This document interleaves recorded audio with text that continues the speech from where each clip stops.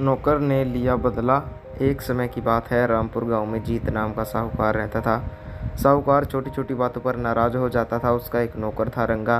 रंगा के पैर में 6 उंगलियां थी, जिससे वह सबसे अलग दिखता था। एक बार साहूकार की पत्नी अपने पीहर गई हुई थी। घर में जीत और उसका नौकर रंगा थे। साहूकार ने एक दिन रंगा से दोपहर के भोजन में चूरमा बनाने के लिए कहा और स्वयं बैठक में गद्दी पे चला गया। साहूकार बैठक में बैठकर पूजा कर रहा था। वह अभी पूजा अगरबत्ती कर ही रहा था कि हाथ में मटकी लिए रंगा आया और बोला, मालिक घर में घी नहीं है, पैसे दे दो, मैं घी ले आता हूँ। साहूकार ने पैसे दिए और रंगा पैसे लेकर बाजार से घी लेने गया। उसने घी खरीदा और तभी घड़ी की मटकी दुकानदार को देकर वह मदारी का तमाशा देखने लगा।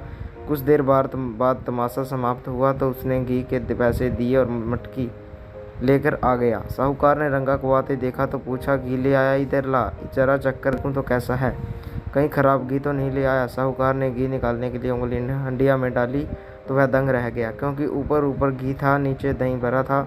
साहूकार ने अपना माथा ठोका और बोला, फिर बेवकूफ़ से पाला पड़ा है, मेरे पास से लुटा लिए आया है, इतने पैसे की तू दही लाया है। क्रोध में साहूकार ने पास में पड़ी छड़ी उठाई और 5-10 रंगा को मारी। रंगा दर्द से चीख उठा। उसे बहुत गुस्सा आया और उसने मन ही मन कहा, एक दिन देख लूँगा। ऐसे ही कुछ दिन बीतने पर साहूकार ने रंगा से कहा, आज मुझे दावत में जाना है, मेरे लिए तेल लाकर मोजरी में रख ले देना। रंगा बोला, जी मालिक, और साहूकार चला गया। शाम को जब साहूकार आया और उसने तैयार होकर रंगा को पुकारा, अरे ओ रंगा, मेरी मोजरी लेकर आ तू। रंगा तुरंत तेल का पीपा लेकर उपस्थित हो गया। ये क्यों लाया है? साहूकार चिल्लाया, मेरी मोजरी कहाँ है? ये रही है आपकी मोजरी। रंगा ने कहा, यहाँ तेल के इस पीपे में है। अब तो साहूकार को अपने ऊपर नियंत्रण नहीं रहा और उसने लातों से छग्गा को अंधभरा कर दिया। साहूकार तो मारपीट कर वहाँ से चला गया। रंगा बहुत देर तक रोता रहा और बोलता रहा, एक दिन देख लूँगा। वह रात को वहीं सो गया। कुछ दिन बाद साहूकार ने रंगा से कहा, मुझे तेरी मालकिन को लेने के लिए अपने ससुराल जाना है, तुझे भी मेरे साथ चलना है। रंगा, आज तुम ससुराल ले जाने के लिए घेवर और मिसरी मावा ले आना और रास्ते के लिए कचौड़ी रख लेना। कल सुबह हम यहाँ से सवेरे सवेरे निकल देंगे।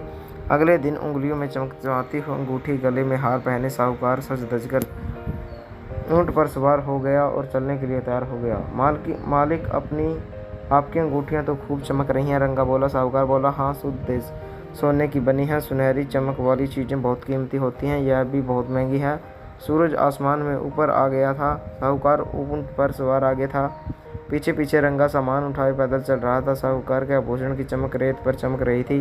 रंगा को साहूकार की बात याद आई, चमकने वाली सुनहरी चीज़ कीमती होती है और बहुत महंगी होती है।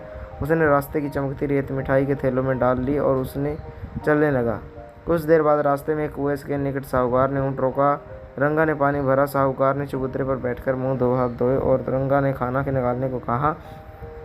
रंगा ने प्याज की कचौरी, मिर्च व लहसुन की चटनी और साथ में कुछ मिठाई भी परोस दी। जैसे ही साहूकार ने पहलाने वाला मुंह में रखा, उसका मुंह किरकिरा हो गया। वह चिल्लाया, ये क्या मिलाया है खाने में? यह कैसा स्वाद आ रहा है? रंगा ने जवाब दिया, सुनहरी रेत मिलाई है, ससुराल खाली हाथ जाना पड़ेगा और भूखा रहना पड़ेगा। यही सोचकर साहूकार अपने क्रोध पर काबू नहीं रख सका। उसने फिर रंगा की मरम्मत कर दी। रंगा बोला, क्यों मारते हो? मैंने क्या किया है? उसको अपनी गलती समझ में नहीं आ रही थी, पर मन में उसने साहूकार से बदला लेने की बात ठान ली। अब तो इसे देख ही लूँगा। वह बोला। शाम हो चली है। साहूकार ने एक सराय में डेरा डाला, आभूषण उतारे, कपड़े उतारकर खूंटी पर टांग दिए। उसने खाना खाया और सो गया। साहूकार को सोता देख रंगा को बदला लेने का मौका मिल गया। वो बोला, यही सही मौका है। उसने साहूकार के आभूषण व कपड़े पहने। तैयार होकर उसने वहीं से कुछ मिठाई खरीदी। वह ऊँट पर सवार होकर साहूकार की ससुराल जा पहुँचा।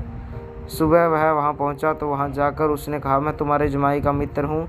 तुम्हारा जमाई पागल हो गया और बिना बताए घर से निकल पड़ा। वहाँ उसने ढूंढने निकला था, 2 कोस दूर तक एक सराय में पड़ा है। सुनते ही सब लोग दौड़ पड़े। वो साहूकार के पास पहुँचे। अपने ससुराल वालों को अचानक सामने देख साहूकार हड़बड़ा गया। कहना कुछ चाहता था, मुंह से कुछ निकल रहा था। उसने कमरे में इधर उधर देखा। उसके आभूषण कपड़े वहाँ नहीं थे। रंगा नहीं कहीं दिखाई नहीं दे रहा था। सास ससुर ने साहूकार को ऊँट गाड़ी में बिठाया और अपनी हवेली ले गए। वहाँ पर दूसरे कपड़े पहनाने लगे तो वह चिल्लाने लगा, मुझे नहीं पहनने कपड़े, मैं ऐसे ही रहूँगा। ज़बरदस्ती गले में कुर्ता पहनाया गया। तभी सामने से उसके कपड़ों में सजा धजा रंगा आया। उसे देख साहूकार गालियाँ बकने लगा। रंगा हंसते हुए वो हवेली से बाहर निकला तो पीछे पीछे साहूकार भागा।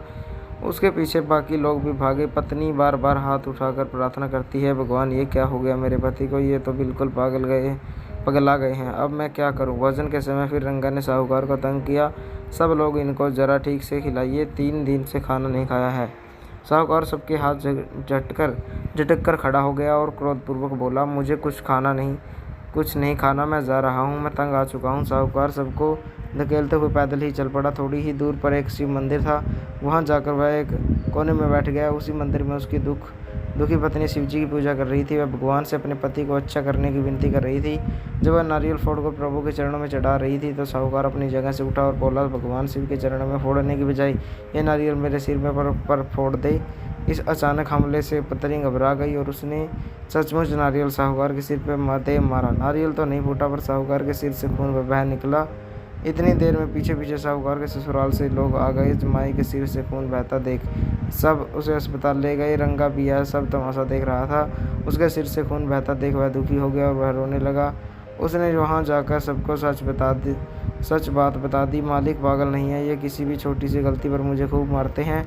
मैंने अपने मन में कसम खाई थी कि एक दिन देख लूँगा, बस मैंने अपना बदला ले लिया। रंगा की बात सुनकर साहूकार ने मारने के लिए जैसे ही हाथ उठाया, रंगा ने कहा, एक दिन देख लूँगा। उसकी बात पर सब हंसने लगे और साहूकार ने कभी न मारने की कसम खाई।